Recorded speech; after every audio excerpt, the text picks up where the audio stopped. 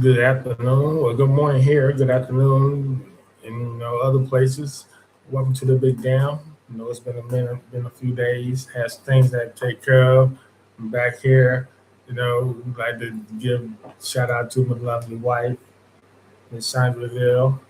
I always give a shout out. She's the reason why I'm doing this. I love you, baby. We back at it, doing it again. Give a shout out to all my fam, all my peeps, including my man Aunt Live tuned in. Give them a shout out. Yeah, yeah. Been around this morning. Been out this morning. Did like I said, I do a little bit of DoorDash, so I'll be out in the town. I do a lot of the shopping. For people. HEB is like I said, the big shopping. The big company right here as far as the shopping, grocery shopping. I ask people, like, how are they doing? How y'all doing? Are you sad or have you recovered and stuff? And everybody gives me the sad look and everything. Last night was very emotional for people around here. It was very high, and it wasn't, a instant low. It was just a gradual, like you saw it coming. Like you saw the plane coming down, and they couldn't do nothing. Save you just watch it go. It was just terrible. So it was, to me personally, you know, um, like I said, I've always had my reservations about Darren Fox. Like I said, don't get me wrong, he's a good player. He ain't saying he's a bad player. I mean, he's in the NBA, so he got to be a good player. He is a good player. I just think he's a wrong fit for San Antonio. He's not the type of guard that they need. He's not the type of point guard that they need. They need a point guard that can settle stop the bleed. They need a point guard that can settle everything down, settle the team down. They can control how New York play, but they can control how they play. They can control, you know, taking, not shooting 3 pointers, not shooting 8 straight 3 pointers, and not taking whenever they take the shot. There's like 10 or 15 seconds left in the shot clock, man. That's no good. That's allowing New York to come back every time they shot them quick shots. They allowed New York to come back, and then by the time they realize, oh, we better do something, man. They're not in their groove. All that magic they had in the first half is gone. So now they're reeling, and they have nobody, no floor general there just to calm it down and just put everybody in there, get everybody where they need to be, and just run the offense. Take time off the clock, and get a good shot. That's how you want to compare to the older teams. That's how the teams before, say the San Antonio teams before, would do that. That's how they would handle that situation. They would, they had a point guard that Tony Parker knew how to. He can get his own shot, but he also knew how to shut everybody down. They had a Tim Duncan who could, he had the mid range. He could do. He wasn't an outside threat like that. He could, but he was not. But he was a inside threat. And they had Manu Ginobili, and they had all the other people that could get into place. Here, they got a lot of good pieces. They still need a power forward. That's a whole nother thing. Talk about that in a little bit. But yeah, they didn't have. They got the big man. They need to get. They need. They need to get. First of all, and I'm trying to tell you, I'm trying to get around to the fact that how we're coaching. It's the point guard and it's also the coaching. They sort of like run neck and neck because one is the floor general, so he's sort of like the coach on the floor, the point guard, but they have the coach. So I feel like they are like should be on the same wavelength, But I don't get it.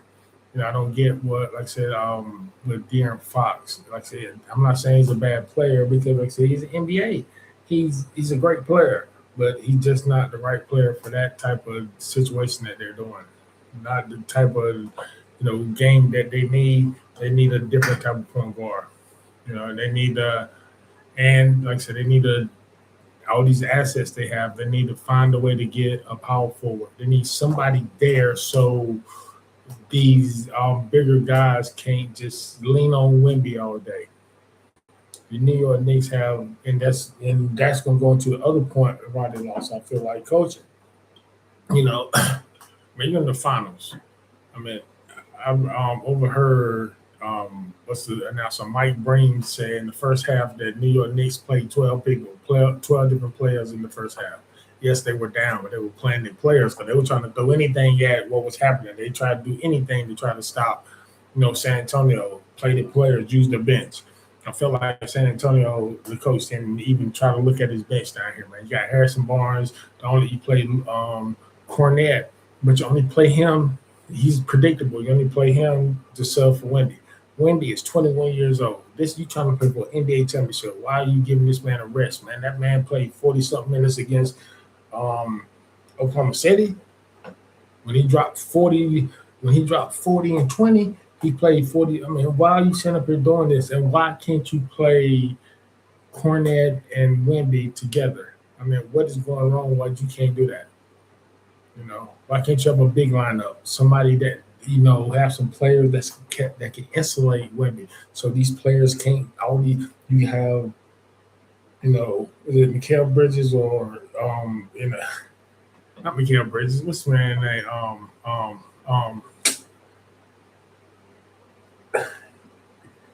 Karl Anthony Towns.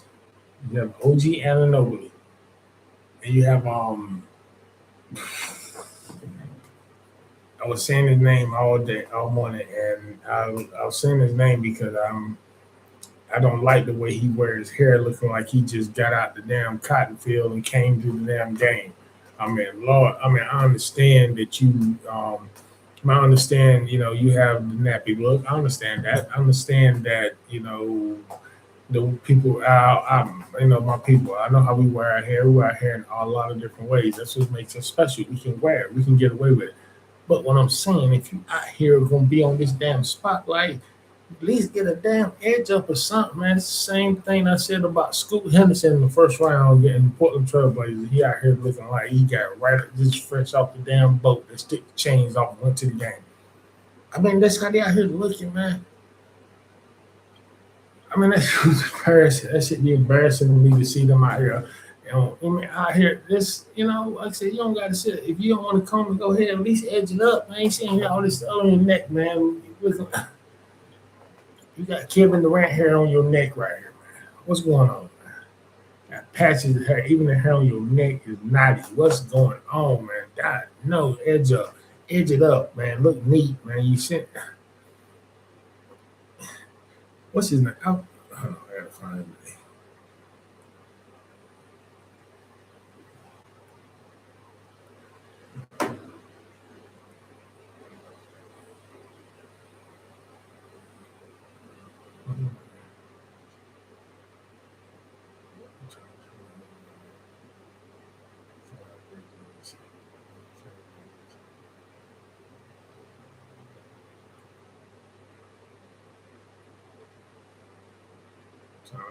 I'm sorry.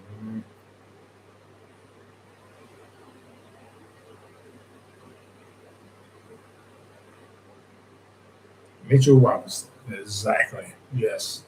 Yes. You got them three leaning up against Wemby all the game, trying to tell me you couldn't use some of them bodies on that bench to sit up here and insulate Wemby to get them people from leaning on him all game. You ain't doing nothing to protect the man. You ain't doing nothing. He has to be the leader and the enforcer on his team, man. That's a hard. You shouldn't have. You don't want your leader to be your enforcer. You don't want that to happen because right now he has 3 flagrant foul points. He get another flagrant foul in a game. Let's say in a hypothetical situation because it's not over with. People think it's over. It's not over. It's not over. But they have to pull LeBron James to win this. I'm not a LeBron fan, but he can't. The fact he can't. LeBron gonna be synonymous for coming back from a 3-1 deficit. That's his greatest accomplishment, and that's what they're gonna have to do to win this. So it's not impossible, but if it can be done, I mean that would be It's hard. But think of this scenario: they got Wemby being the enforcer and the leader. So he has three flagrant foul points. So that means, let's say they come back to San Antonio and they say they happen to get a win, and he gets another flagrant foul. That means he will be suspended for Game 5, no, Game 6. That will be back in New York. So, like I said, they're not doing anything to protect, man. The coach is not, and I'm from North Carolina. I told y'all plenty of times. I'm from Southeast North Carolina. We didn't grow up with any pro teams or any professional teams. All I grew up seeing, grew up watching is Dean Smith, watching all the other AC coaches, Mike Krzyzewski, Bobby Cremins, Jim Valvano, Odom. I think his name Dave Odom. Terry Holland, Lefty Drizel.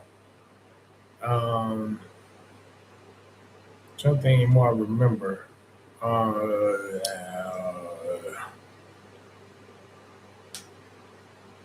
Yeah, I think that's all I remember right now. This is yes. But yeah, I grew up watching them coaches, especially watching Dean Smith, because I'm a diehard Carolina fan. So one thing that I grew up seeing that I thought was normal. It was normal to me as seeing coaches, being able to coach in situations. That's what separates good coaches from great coaches from Hall of Fame coaches. Being able to deal with the situations in which throughout the game. And talking about coaching the whole game coaching as a whole. We're talking about when the little nuances, like down by one with less than 3 seconds left, and you have a 7'4" person, a 7'4" skilled player, and you have no kind of way to get him close to the basket and get the ball somewhere near his hand so he can tap it or get fouled, shoot free throws, anything. They have no kind of play, no kind of anything. They look sort of lost, and that's the second time that's happened in 3 games. That's why, I say something wrong with the coaching, man. This is, this has nothing to do with the players and all that, man. You've been in that situation twice where you had the chance to win with the last shot, and both times that you end up this last night you didn't end up with no shot.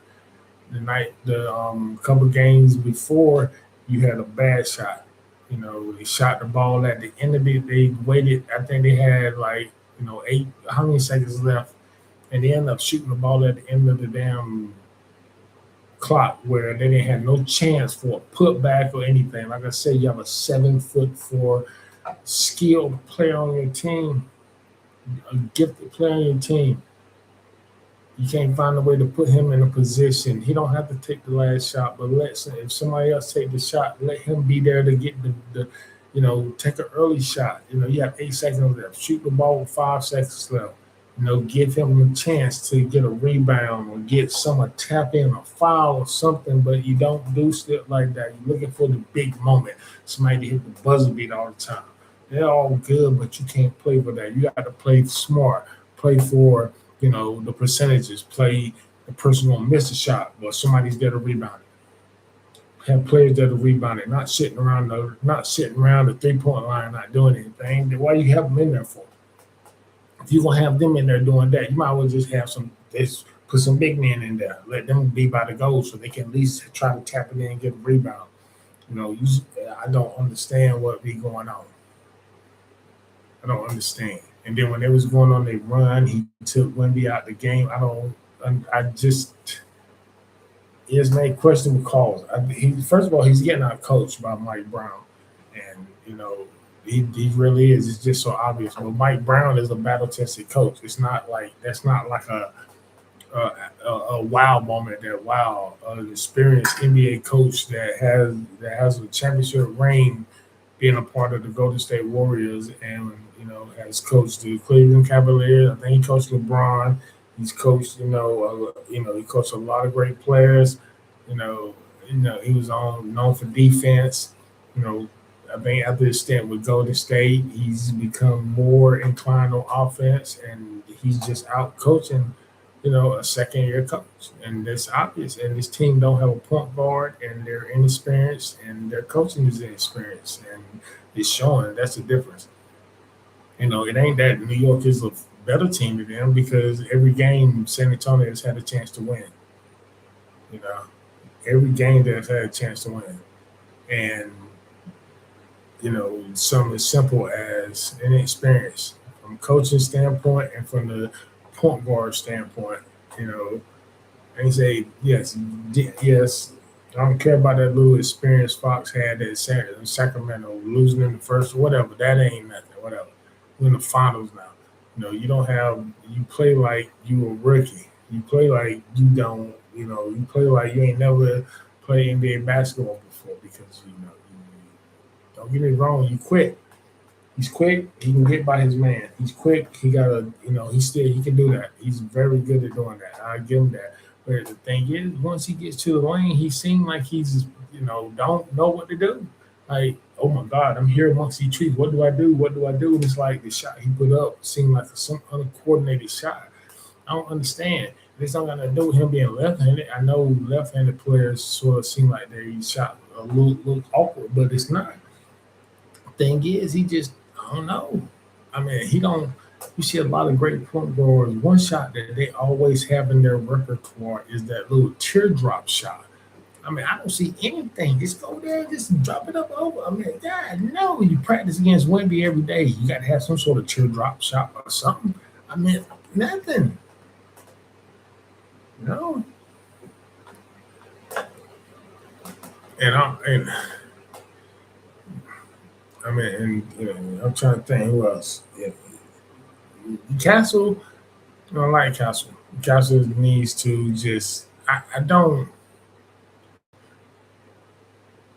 It seems like every time he gets the ball, it's a struggle to get like to where he wants to on the court. It's like it's a struggle. It don't seem. It's not a smooth. Like he don't have a smooth game. Nothing. Don't get me wrong. He's tenacious. Defense. He is tenacious on defense. That's I cannot. Oh my God, he's tenacious. He giving Brunson a hard time. Brunson just showed his greatness last night. I mean, because that they talk about him a little bit, but yeah. I like Castle, man. I like Castle stuff, but yeah, he needs to work on his you know, I don't know, work on getting to his spots better, being able to move around the court better on offense. It seems like it's hard. I like Dylan Harper. I like it. I like how he attacks around, man. Honestly, shit, but I think he should start for game 5. I mean, again, yeah. Yeah. That Dylan Harper start. I mean, something. It's crazy at the end of the game, man. All he had to do, he said, why he tried to shoot that layup tomorrow, put them up 3 and then have to shoot a 3 and all that. Why you worrying about them shooting? You have the ball. The shot clock is off. You have the ball. 12 seconds left as a point guard. Maybe this is for me watching ACC and watching Dean Smith, whatever. I don't care. As a point guard, all you had to do was dribble the ball out, let them foul you, and you go to the free throw line and hit your free throw. That's all you need from your point guard at the end of the game. They had the ball with 12 seconds, and they had the lead, and he just went, I don't. Then if you're going to go up, damn it, you're 6-something, dunk them up. Dunk the damn ball. What the hell? Boy, there was some weak stuff like that, too. It just...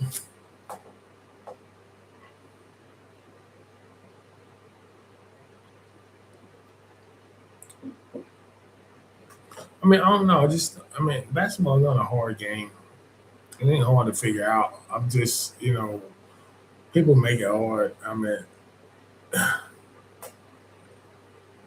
like I said, they need to get their. I don't care what happened this year, whatever. They even if they miraculously make a comeback and take this series, whatever, take it in 7 or lose it in 7 or whatever. I don't. If so have or win it or whatever, whatever. They need to take their assets, trying to find a package and get them a big body to pair with Wembanyama because they need somebody to insulate him so people can't focus all their big men and all their big bodies just leaning up against him all game. They need somebody else to lean up on to help him because as gifted as he is, he's frail. I ain't saying he's not tough, but I'm just talking about he's frail. And you put too much. They don't want to risk him getting injured. You know, when he don't have to. So they need to bring a big body in, and they need to bring a point guard, a veteran point guard. They need to get rid. I think they need to trade Fox, maybe Johnson. No Vassell, maybe get a point and get a damn and use them draft picks or something. Try to get damn.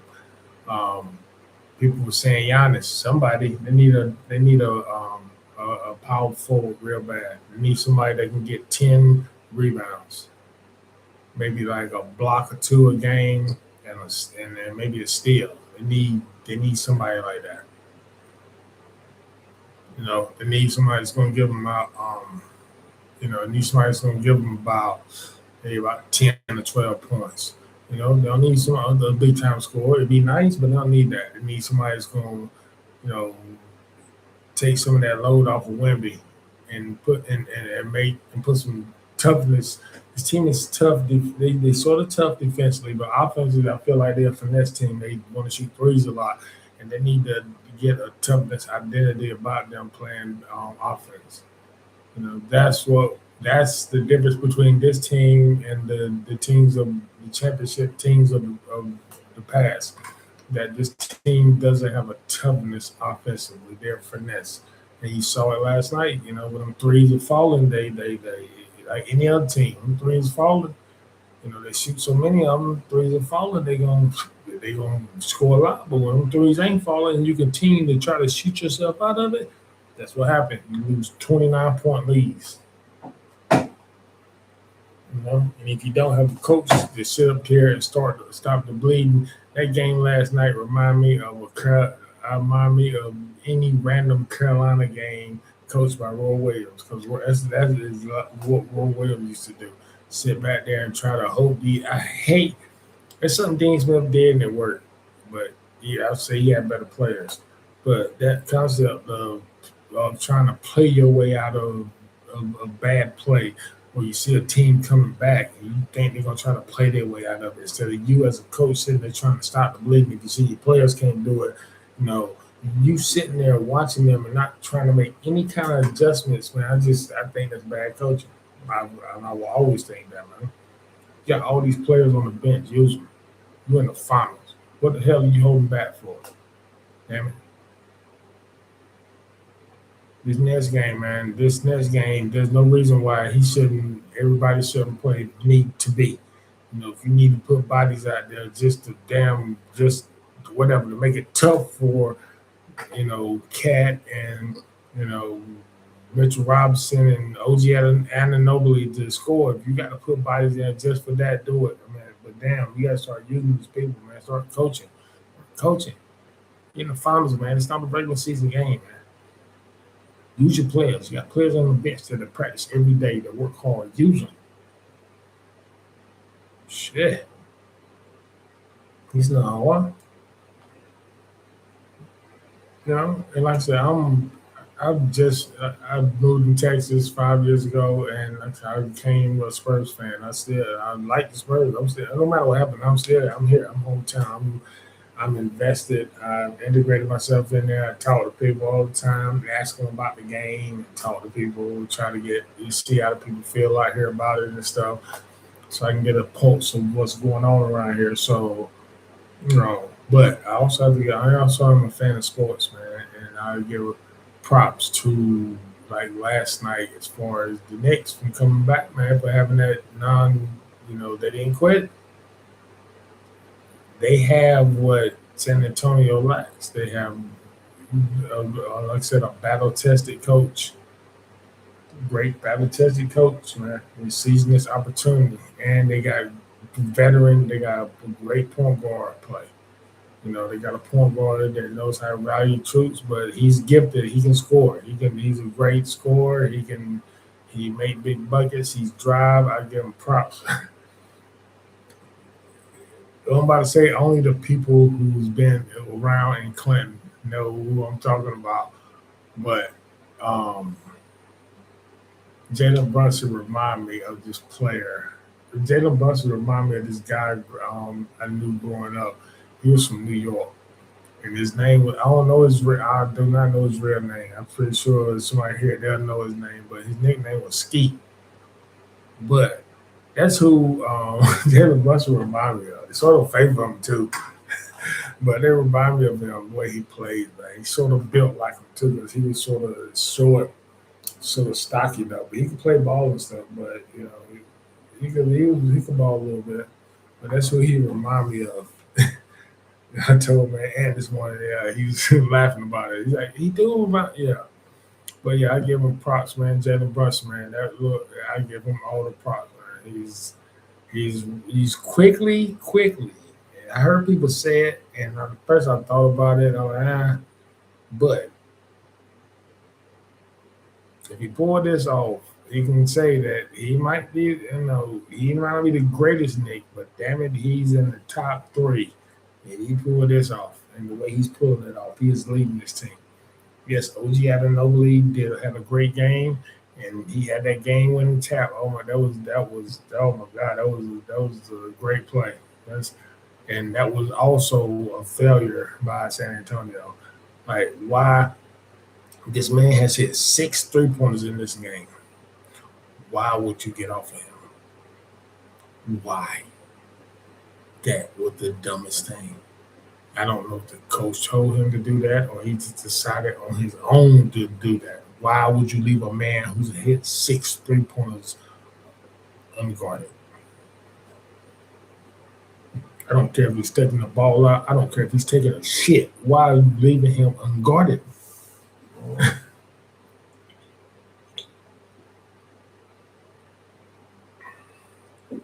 Explain it to me. Explain it. But, that was a great play. That was a great play, and that was a great moment for New York, man. That was and honestly, I feel, like I said, I gave props to Mike Brown. I give him a shout out because it don't matter. Even I'm not a New York Knicks fan, but if they get to they win the title, I will feel satisfied that someone that looks like me would be a African American coach. I don't know, not African American, a black coach would be sitting on top of the NBA, and I would love that. So yes, I will be sad because the team that I root for didn't win, but I won't be mad because yeah, I can't do that. But I like the be good for the. Actually, I'm happy. I'm not happy, but I'm so bittersweet. I'm not happy that San Antonio lost, but I also thought about this last night. If San Antonio had won, especially if they had, if, if especially if they had won, like let's say if New York had fought back and San Antonio still won anyway, I don't know how they would have took that. But if they would have got blown out like the first half, like the second half, like the first half, I don't know.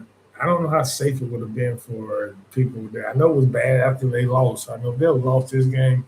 I don't know how bad. So I'm sort of glad that this sort of brought this city because I feel about New York. I don't. I'm not.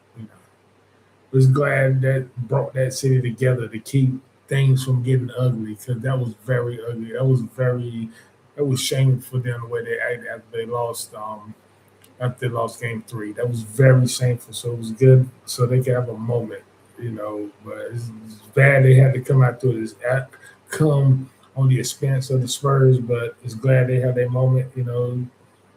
So we'll see. We'll see. It's a tough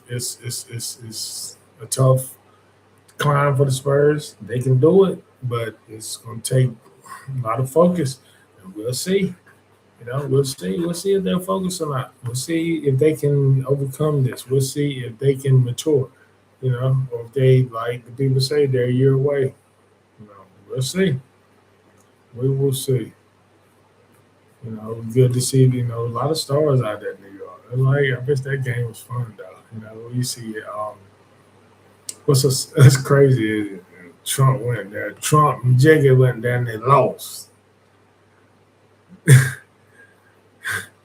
But Taylor Swift go there and they win. No, actually, I was telling my man, oh my God, this is good. This, if they win this game, if they win, I know how they're gonna spend it. And oh my God, because I'm a fan. I'm a fan. New York was losing in the game. In halftime, they everything was terrible. They was down. San Antonio whooped their ass in the first half. You know what they can say that started their second half run, and they have credit. Say, man, we sparked this damn second half run for the New York Knicks, the greatest, you know, the greatest deficit. They will become the greatest deficit in finals history. Who say can started that? The Wu Tang, the Wu, and it's lovely. I love the Wu Tang Clan. And it was funny because they had the inside NBA that started with Shaq. Had Shaq and Draymond over there saying cash rules everything around me. And then Kenny got in. And then Ernie was talking about it. Then Charles, I love that. And then the fact that they come, as a fan of television, a fan of hip hop, and a fan of moments and stuff. I love that moment. Like I say, even though like I said, San Antonio didn't come out as victors, there's things of that as far as me being a person, being a black male, being a lover of hip hop and everything that I can appreciate about what happened. You know. So, like I said, you go to Trump, Jay Z, and then lose, and they lose. You get Taylor Swift and Wu Tang for the win. Wu for the win, and that's how we're in that today. Wu for the win. But yeah, I like to tell in San Antonio, man. I try to trip people up, Brian, man. It's just not over, man. It's not over. It's not over. It's not over.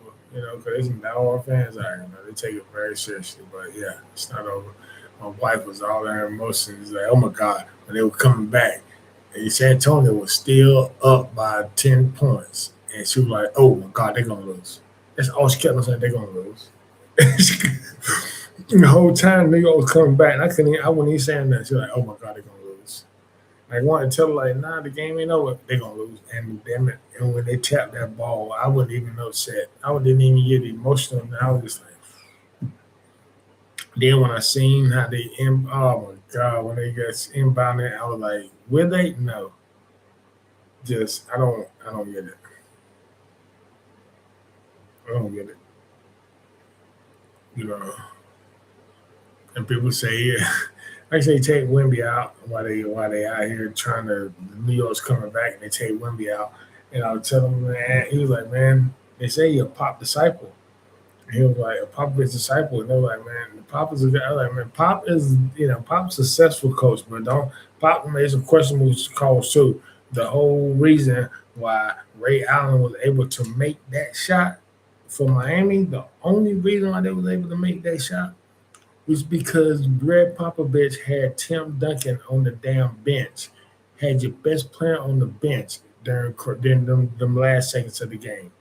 That's what he did. So, yeah, like I said, we made questionable decisions sometimes. So, we ain't going to go into all of that. That's for another day. But, he's still a great coach, Hall of Fame legend. Hope he's feeling well right now, regardless of what's going on right now. But, yeah, that's, game – what is it, game 5 is Saturday. It's going to be live here, and I hope, hope they can bring it, man. Hope they can extend it. Hope they can do it. Hope they can. You know, New York. When I say New York, you better get it while you can. Don't be sitting up and saying, "Oh, we want to win it in New York." You better get it now while you got it. Don't let if you better do not give them room to breathe because they will take it from you. Not get them room to breathe because they will take all the air. So we will see. You know, go Spurs, go. Like I said, I would like to thank y'all for being here with me today. I know we had to talk about what's going on. Very big game last night, big moment. I was glad to be able to spend it with my lovely wife, and like I said, she enjoyed it, even though they didn't win. Talking about it, and was talking about what was going on. So yeah, very, loving it. Even though we come out on the short end, I'm loving it. You know, so I'd like to thank y'all for being here. We do this again. I might try to do it again tomorrow since I ain't been here in a little bit. Definitely might do one after the game if I can. Depends on what happens. Might do one after the game. Probably end up if they win. San Antonio extends it. I might do one. If the New York Knicks become the NBA champions, I might I'm gonna do one. So yeah. Like thank y'all for being with me for the third time saying it. Hope y'all take care of yourself. Hope you have a wonderful day. Hope you enjoy your lunch. Enjoy your dinner. Enjoy your family. Enjoy your life. Enjoy your time here on this planet. 'Cause, we all on borrowed time. So, as that being said, kiss your kids, kiss your loved ones, kiss your everybody.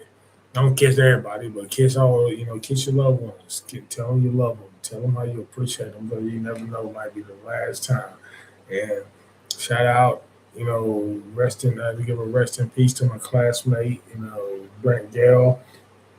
Give my condolences to his family, Husani, his brother Husani, his brother Michael, his mama, Miss Brenda Buchanan. My heart goes out to y'all, man.